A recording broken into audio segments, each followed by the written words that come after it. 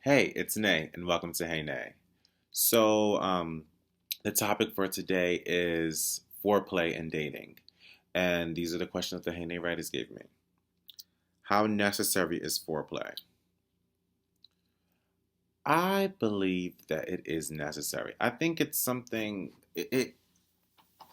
Okay, so first, I should explain what foreplay is for individuals who may not necessarily know what it is. So, foreplay is sort of the preliminary actions that you do before you engage in intercourse with your significant other.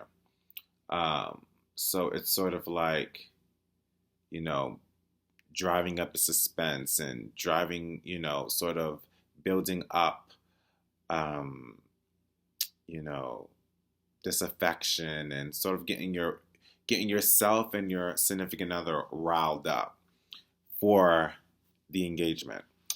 Um, and is it necessary? I think it is. I think it is very, very necessary. I don't think it may not be as necessary early on, but I do think it's necessary as your relationship goes forward. You want to keep the relationship going. Like you want to keep, spicing it up and trying things new and um, trying to see, also trying to just play your partner's fantasies out. Like you want to um, make this experience as enjoyable as possible. And sometimes, sort of, you know, building it up, makes the experience more climactic, or, um, you know, creating these different scenarios, as some people may do, um, sort of, you know, kind of gets you in the mood. Sometimes it's a needed thing. So I do think it's needed. I think it's something that's completely necessary, and I do think that if you are not doing it and you've been in a relationship for at least 6 months or so, I think you should at least try. I think you should at least try. Should one person get more than the other? um you know what, there's an article I'm aware of. It's Andrea something and somebody else buyers, 2012.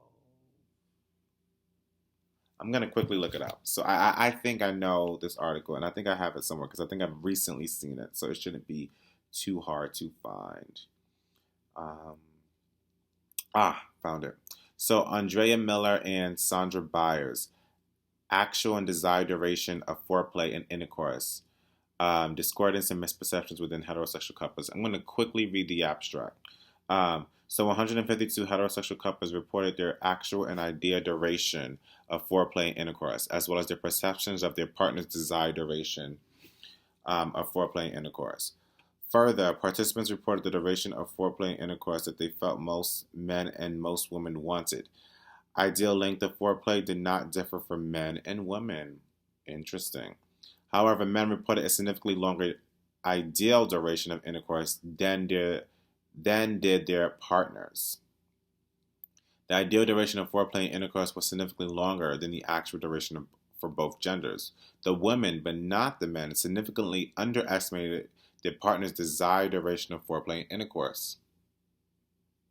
Further, both genders exhibited faulty stereotypes concerning men's but not women's ideal scripts. Men were seen as desiring a significantly shorter duration of foreplay and intercourse than the ideal reported by the men in the study.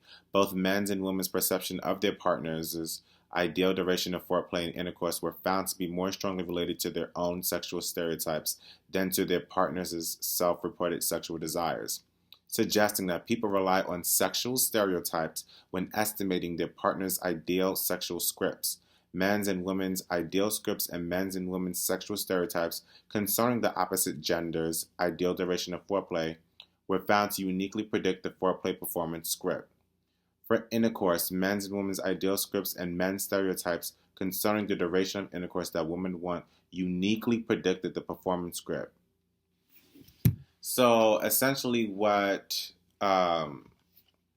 what's being said here, well, the thing I want to highlight, what Miller and Byers are saying, is that um, the stereotypes that we have on foreplay sort of dictate how we perceive them to actually be. Like we perceive it to go on for um, a certain amount of time.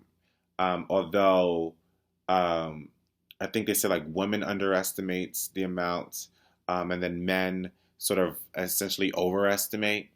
So, but there wasn't a significance there. But I think that's interesting. I think the fact that I think the fact that the duration is driven by the stereotypes we have on foreplays. But I guess that kind of makes sense because usually the idea of a foreplay is that you're deriving it from some sort of other experience, or some sort of outside experience or um, external scenario or situation from your relationship. So it's not something that may not necessarily be happening between the two of you, but something else. So, for instance, and this is a bit. First of all, may I clear? Everyone doesn't act out as characters and things like that in foreplay. That's a form of foreplay, but that's not the typical. It could just be, talking very sensual and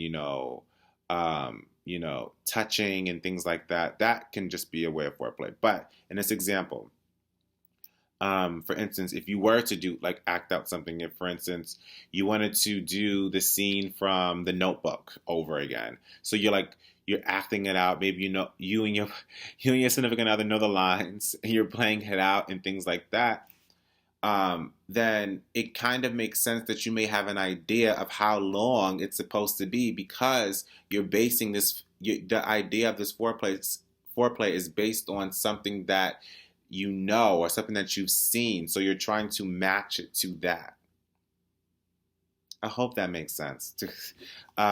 So that does make sense. And if you want to check it out yourself, it's Miller and Byers 2012. Um, um, it's really good. It's really good. So you should definitely check that out. But let me go on to the next question. Should you use foreplay as a treat when your significant other has done something good to you?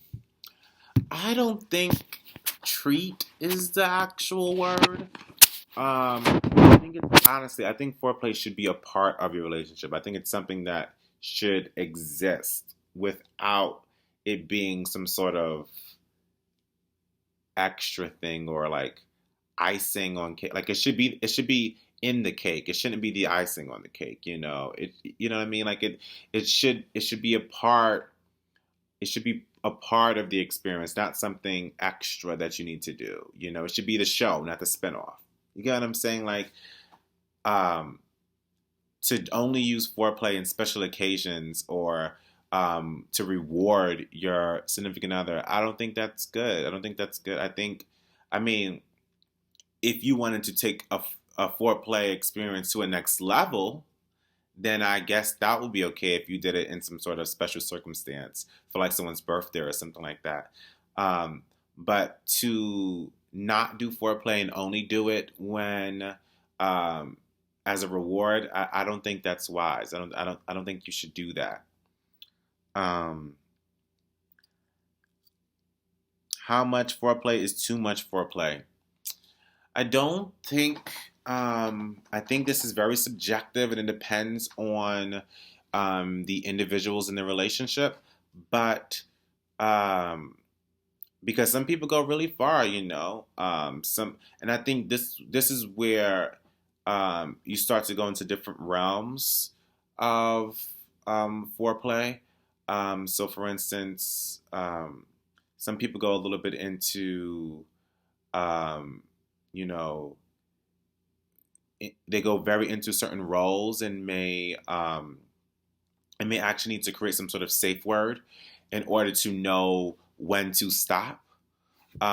So I think the fact that you have to create a safe word may be an idea that the foreplay may be going a little too far. But again, if your significant other is into it and you are into it, I say do what you guys like, But having that safe word is a good thing. I think having a sort of an indicator letting you know that this is the point where we should stop now is good, because some people can take it a little too far, especially if they're very into certain type of sexual experiences.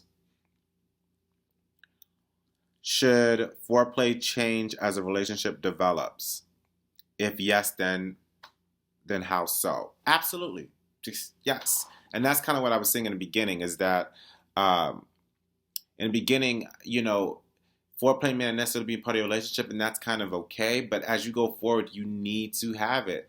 And I think as you get older, especially if you have these other distractors, i.e. work, i.e. kids, and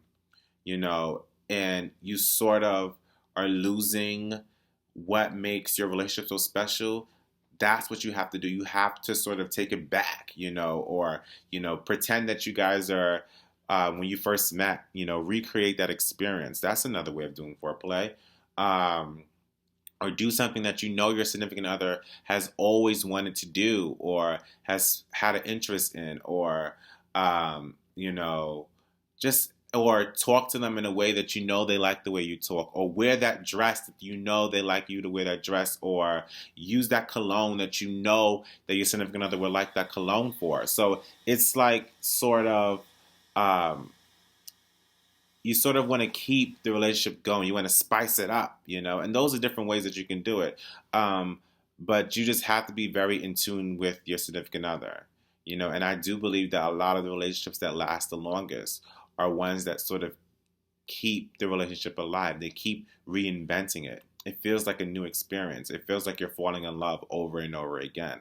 And I think that's sort of the mentality you need to have when you're doing this. So I think that's it for this episode. I want to thank you all for watching. Make sure you like this video, like the page, share it. Share the video, comment if you have any comments. I haven't seen too many comments lately. Subscribe to the channel. And that's it. And keep looking out on the Hey Nay Facebook page. I've been posting a lot more different things for you to check out. Articles, videos, videos that are not necessarily mine. So keep looking out for those, okay? So thank you all so much. And remember to always start your day off with a hey. Goodbye.